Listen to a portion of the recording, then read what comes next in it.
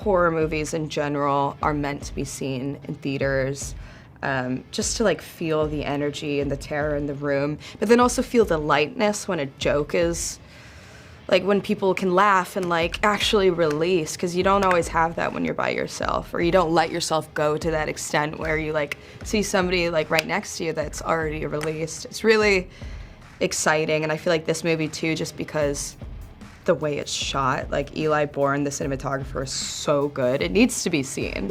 Any filmmaker, even if you know it's going to streaming, you're making it for the big screen. You just can't help yourself. It felt like it was shot for the big screen. When I saw it at the Coliseum in Las Vegas, it did feel like it was shot for the big screen. It's totally a big screen movie, and I think there was a bit of arrogance on my part that I knew what to do with this movie. I knew how to make this movie great. I knew we had an amazing cast, an amazing team, an amazing cinematographer.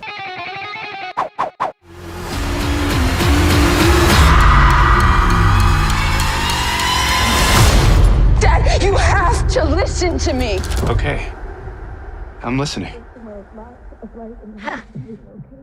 Sweetheart, let me handle it.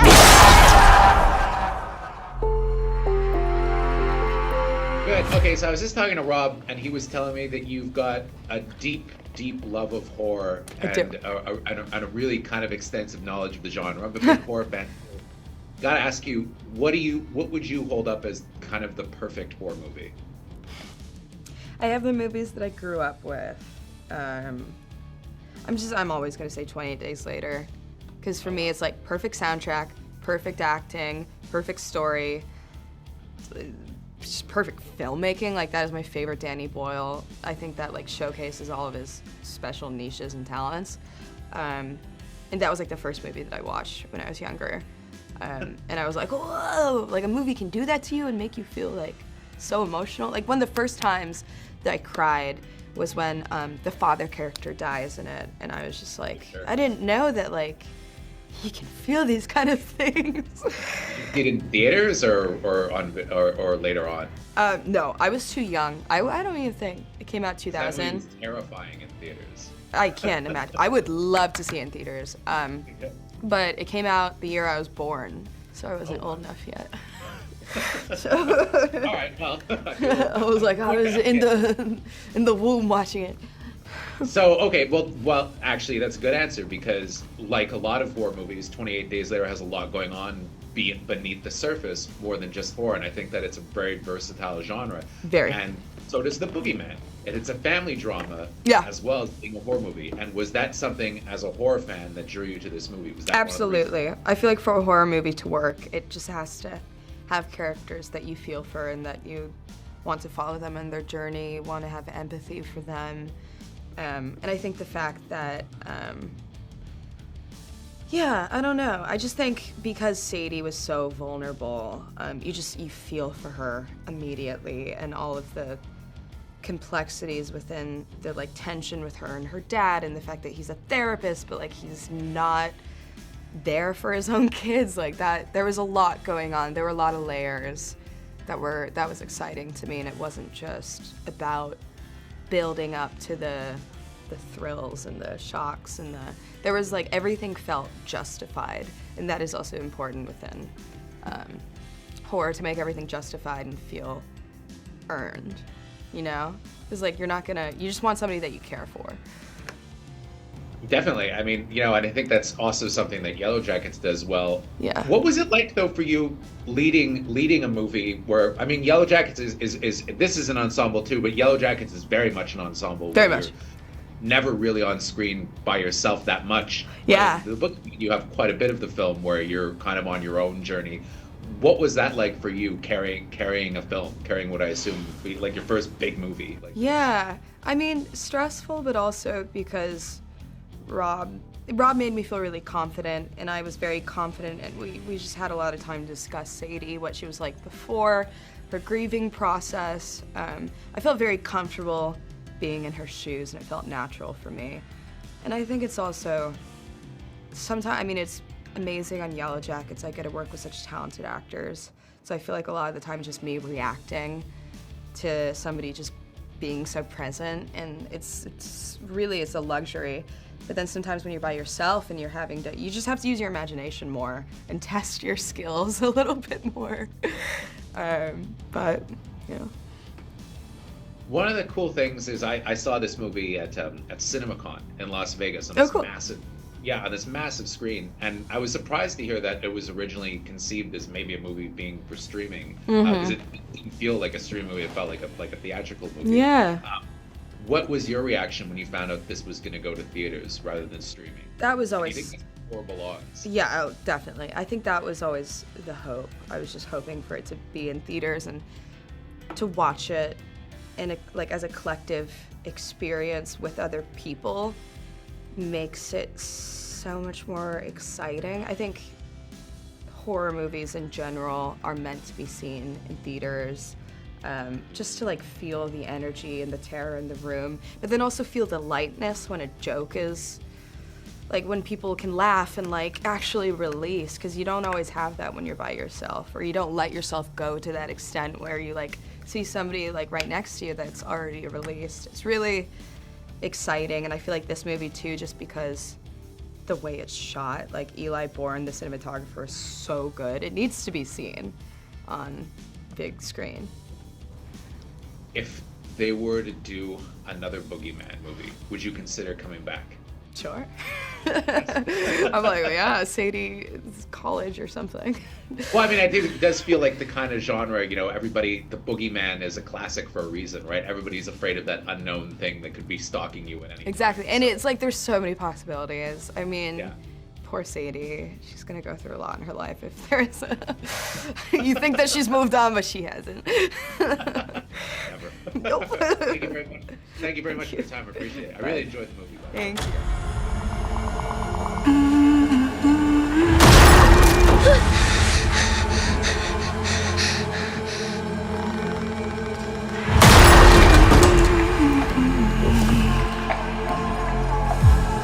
Katie, there's something in my room. I was at the CinemaCon screening for the Boogeyman, and it went great. The amazing. audience really loved it. So, okay, I gotta ask you, seeing as how this is an adaptation of a Stephen King short story, what was your first ever, I wouldn't say interaction, but the first time you became aware of Stephen King when you were kind of a horror fan growing up? Was it through his books? Was it through one of the movie adaptations? What do you think? I think I knew about the movie adaptations, but I don't think I'd equated them with Stephen King. I mean, I started getting into horror very young, far too young, and there were some that just loomed large, like The Shining and Carrie, and I wasn't that much of a reader as a kid. I've got better and better as I've gone on, but I was told by my parents not that I couldn't read Stephen King. It was too scary, and so it was all that I wanted to do was terrify myself with these stories. So I got my hands on a couple of his short story collections, and I started with the shortest ones, the Boogeyman being one of the shortest ones. It was one of the first ones that I read, but it was really through those short stories that I became aware of just how many of these classic movies bore his name. And as I was starting to get into more horror cinema, I was also expanding my King reading as well. Well, that raises another question. So, yeah, it is based on a very short story, but you have to make a 90-minute movie out of it. So how do you build out something by Stephen King to feature length? I mean, it's tricky. I mean, the hardest part was done by Beck and Woods before I came on board.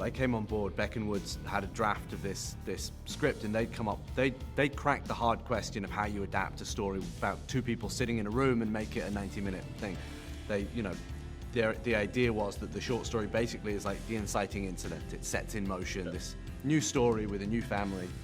And everything else in their draft was very different from what ended up on screen. I ended up kind of developing it off in a different direction, but that was, they'd kind of laid a great foundation. And then it was just about always referring back to King's writing, always referring back to the short story, making sure that even as we were building out our own tale, it felt like the decisions we were making were in line with what's so unique about King and what's really at the heart of his writing.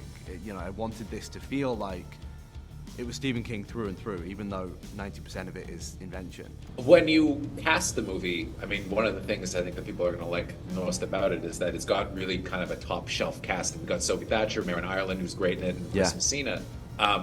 When did you first become aware of Sophie Thatcher's stuff? Yellow Jackets, I assume, or was it something else? You know, I'd watched a film she did called Prospect when she was a bit younger, sure. and Sure. and I knew, you know, to be honest, I didn't really know very much about Sophie Thatcher when I first met her. I watched a little clip from Yellow Jackets when her name came up, and I thought she was fantastic in that. I remembered her from Prospect.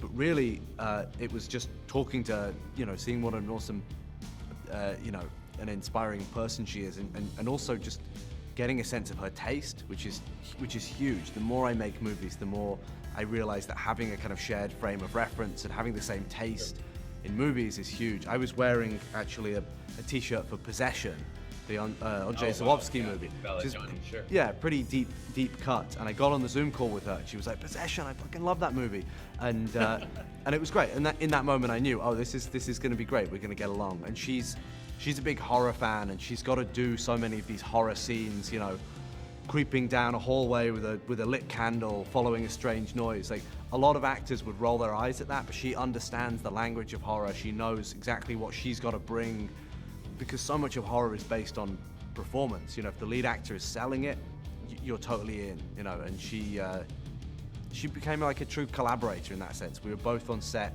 every day.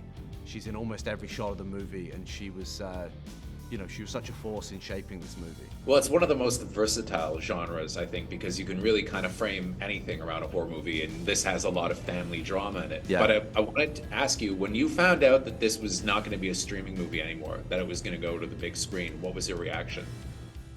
You know what? I think in the back of my head, I mean, obviously, any filmmaker, even if you know it's going to streaming, you're making it for the big screen. You just can't help yourself. It felt like it was shot for the big screen. When I saw it at the Coliseum in Las Vegas, it did feel like it was shot for the big screen. It's totally a big screen movie, and I think there was a bit of arrogance on my part that I knew what to do with this movie. I knew how to make this movie great. I knew we had an amazing cast, an amazing team, amazing cinematographer, and most of all, it's called The Boogeyman. It's got Stephen King's name floating above the title. I knew that I would have to like mess it up royally for it not to, you know, stand a chance at being something that transcends to being a big screen movie. And you know, there had been a kind of, over the last couple of years, there's a tradition of this happening with Smile and Barbarian, Sure. and it was in the back of everyone's heads making this movie. I mean, people like watching these movies on the big screen together, though, don't they? Yeah. No, especially this one. It's definitely, I wanted it to be, you know, the pitch for this movie was Ordinary People meets Poltergeist. I wanted it to be weighty and meaty, and the drama to be sincere, but also I wanted it to be a fun roller coaster horror movie with big scares. And you know, you can't watch those on your own, you know, in your flat. You've got to watch them with a crowd of people who are going to scream and jump and, you know, react. Well, hey, thank you very much for your time. I appreciate talking to you. Yeah, thank you so much.